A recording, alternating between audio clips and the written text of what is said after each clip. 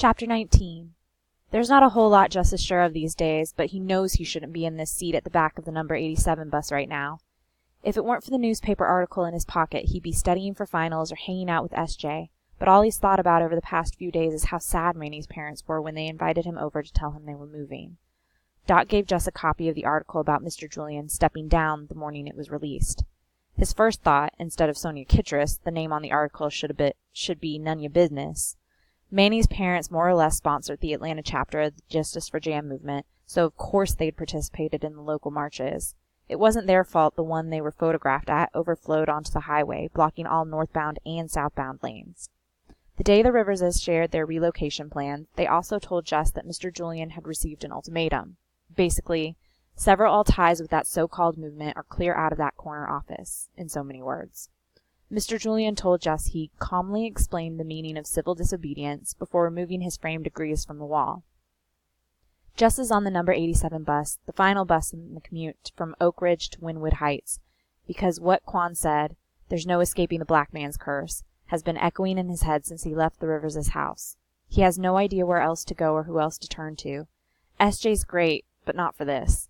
And while he could go to Doc, Jess doesn't really want to hear any more "stay good even though the world craps on you" advice. Mama would throttle Jess if he knew where he was going. Everybody in the neighborhood knows who Martell is. But frankly, she hasn't been any help lately either. Every time he calls or stops by, she brings up S.J. All Jess knows is he's got this shitty feeling in his gut, kind of like somebody crawled into his stomach and ran a cheese grater over the inside. He needs to get rid of it somehow. Talk to somebody who gets what he's feeling because they've felt it too. You know who gets it? Deuce Diggs. Jess has been listening to his music a lot since he woke up without a best friend. There's one track he's had on repeat since the article dropped. Turn on the news, another black man slain. They say, "It's okay, save your voice, don't complain. This isn't about race, so stop using that excuse. Now look at this funny picture of Obama in a noose. See how colorblind we are? You're not really black to me. Underneath where it matters, we both bleed red, you see. So put away that race card, it ain't 1962. There's no more segregation. Isn't that enough for you?" But of course Jess doesn't have access to Deuce Diggs. He can't just call him up and say, "Hey dog, I'm feeling what you're feeling. Can we talk?" Jess remembers what Quan said about the neighborhood guys being like family, that Martell would get it, that he'd be welcomed if he wanted in. That's really why he's on this bus right now. He's sick of feeling alone. The first thing to cross Jess's mind as he steps off the bus is the irony of looking for solace in the place he was anxious to get away from. As someone drives by in a brand-new Benz, he also feels a twinge of guilt over refusing to drive his new car to Martell's house. How can he be mad at white people for profiling when he's doing the same damn thing they do? Lock your doors. Hide your valuables. He even left Manny's watch at home. This is the shit that has to be remedied. He hangs a left onto Wynwood Street and spots the gunmetal Range Rover. Trace said would be in the driveway. Despite it being an older model than the one Manny drove, seeing it makes Jess want to make a run for it. He should turn back. He really should. Turn back and go home to his mahogany desk and school-issued MacBook. But he doesn't.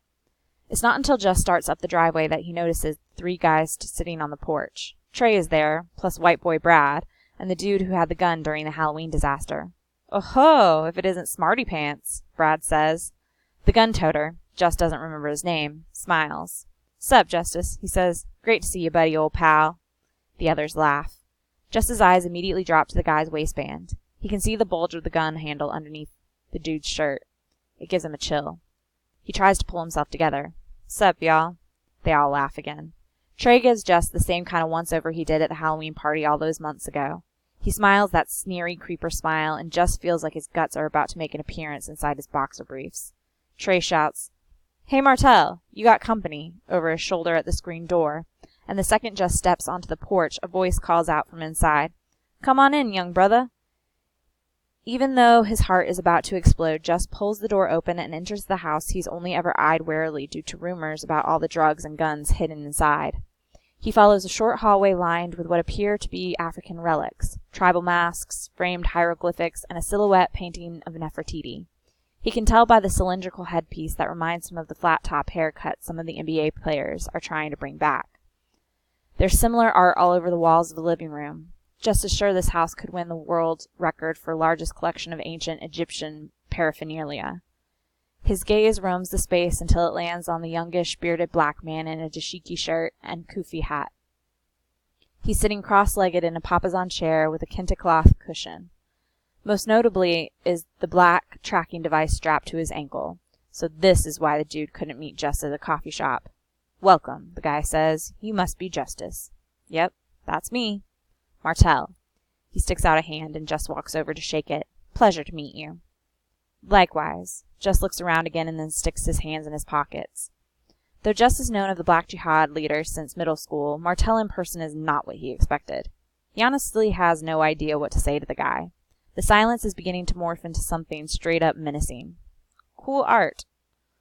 Martell smiles. "I like to surround myself with reminders of ancient Kemet so the boys and I never forget our imperial roots. You know anything about that?" Jess shrugs. "I've studied it a bit, but I don't know a whole lot. Sorry." "No need to apologize." Martell tenses fingers beneath his chin. "You'll learn, young brother. You'll learn. The Europeans succeeded in denigrating and enslaving peoples of African descent, but there's royal blood flowing through your veins. You hear me?" Justice nods and swallows. "Yes, sir. People across the diaspora have been treated as inferior for so long, most of us have habituated to the lie of white superiority. But never forget," Martell goes on, "your ancestors survived a transatlantic journey, built this nation from the ground up, and maintained a semblance of humanity, even when the very conditions of their existence suggested they were less than human. Jihad is the act of striving, persevering. That is your legacy, young brother. This country belongs to you." As Jess listens to Martell's voice, he can feel himself relaxing.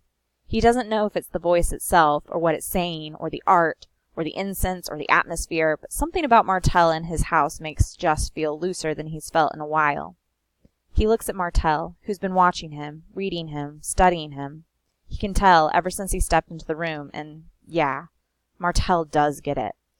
Quan said Jess would be welcomed, and that's exactly how he feels. The disarming effect gives him vertigo. "So what can I do for you, Justice?" Martell asks. Before he knows it, Jess is telling Martell all the stuff he can't talk to anyone else about. How it felt to be profiled, the Martin experiment and how it failed.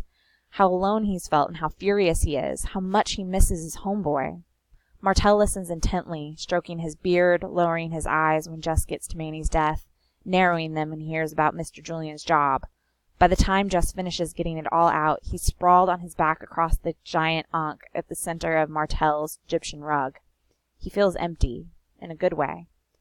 Martell gets up without a word and disappears into what must be the kitchen. Jess lets his head fall to the left. That's when he sees the sawed-off shotgun tucked beneath the edge of the coffee table. It smacks him like a battering ram. He shouldn't be here. No matter how chill Martell seems, the dude is a criminal. Hello, house arrest anklet? Those guys outside? They're the same ones who threatened to shoot Manny's old friends. What the hell is Jess doing here? There's a tap on his foot, so Jess looks up. Martell is squatting beside him with a glass in his hand. Jess sits up and takes a drink. The first gulp is too big. He doesn't know why he didn't expect the thing to be alcoholic. He coughs as what feels like the flames of hell run down his esophagus through his chest and into his stomach. Martell laughs. Jess can tell it's a laugh of delighted amusement. It makes sense that the neighborhood guys without dads flock to Martell. "So the illusion wore off, huh? Seeing some truth now," he says. Jess nods, and that feeling of defeat returns to his chest now that the fire from the liquor is gone. "You ready to strike back?" Justice knew this question would come. What he isn't ready for, though, is the fear that seems to have elbowed its way in front of his fury.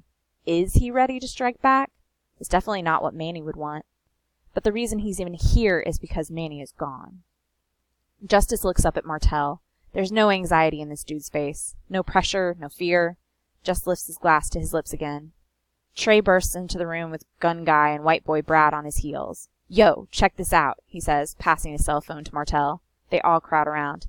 "Brad, that's the fool you punched at the Halloween party, right? With the KKK shit on?" Gun Guy asks. "Yep," Brat said. "That's him." "Homeboy says you whooped his ass a few months ago, Justice." Martell hands Jess the phone. There, in big, bold letters, above a picture of Blake Benson, Justice McAllister's violent past, a former victim speaks out. "Damn, smarty pants," Trey says, shaking Justice's shoulder. "Didn't know you had it in you." "Hell yeah, bruh," from Gun Guy. "You scrap like this dudes say you do, you can roll with us anytime." "For real, you more like us than I realized," Brad says. That does it for Justice. "I gotta go." He scrambles to his feet and makes a break for the door, refusing to turn around when they call out after him. "Let him go," he hears from Martell on the way out.